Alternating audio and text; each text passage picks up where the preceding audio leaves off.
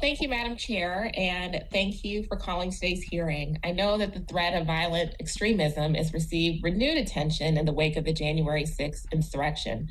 But those of us who have long been sounding the alarm about this problem are eager to finally see it be taken seriously. Domestic violent extremists, and particularly violent white supremacists, pose a deadly threat to our homeland.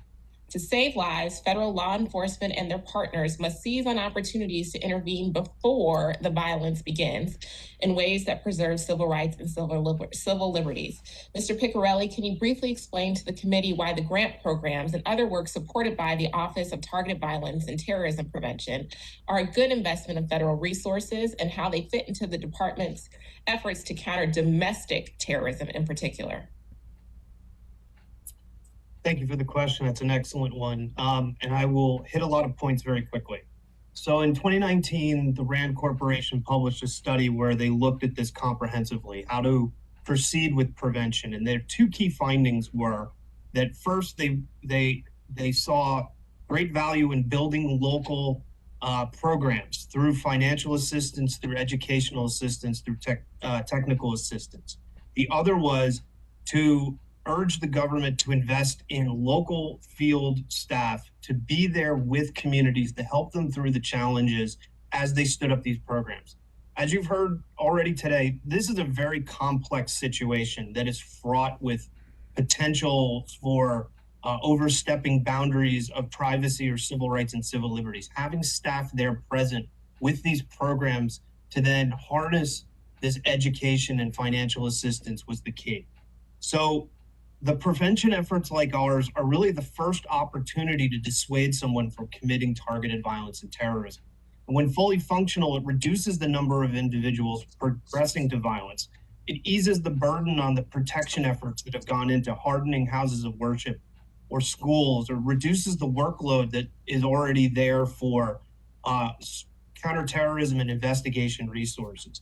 And in an era, as you've heard, where individuals are mixing personal grievances with the tropes of domestic terrorism, often seen online, our programs are usually the first and only chance these individuals have to hear about an alternative to using violence to find some significance in their lives. That is where we exist. We are the very first point of contact for these individuals. And if we're doing our jobs right, everything that follows us that we've talked about here today has less work to do, and we result in less violence.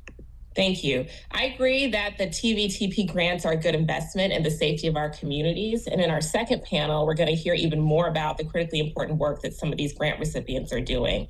But as I'm sure you're both aware, some communities are wary of engaging with DHS at all, particularly those who already receive a disproportionate amount of negative attention from law enforcement. Mr. Cohen, what civil liberties protections are currently in place as part of the department's counterterrorism work, and what additional steps is the new administration taking to strengthen those protections? Thank you, Congresswoman. A very critically important question. I mean, after 35 years in law enforcement and homeland security, I know that we can't do our job to protect our communities if the communities don't trust us. And if I'm just going to be candid, I would have to say that at the same time we are experiencing this diverse and dynamic threat, there are a number of communities, particularly communities of color, that simply do not trust local governments, do not trust the federal government. So we have to change that. And the way we change that is by establishing lines of communication, by engaging, by listening to people and taking what they say seriously, by understanding that there are decades, sometimes decades of experiences that are influencing their attitudes toward us. During our transition period, we met with a variety of community groups, faith-based groups, and other community-based organizations. And since January 20th, I've already personally met with a broad representation of community, immigrant, and faith-based representatives. Mr. Cohen?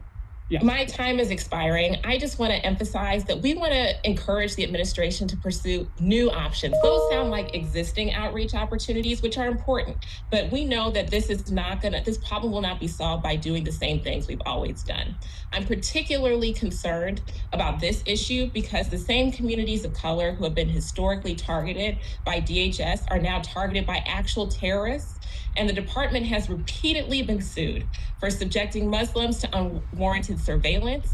And just last year, DHS agents participated in the inappropriately militaristic federal response to protests led by Black activists. And we've seen Secretary Mayorkas in a Washington Post op-ed say that domestic violent extremism poses the most lethal and persistent terrorist threat to our country today.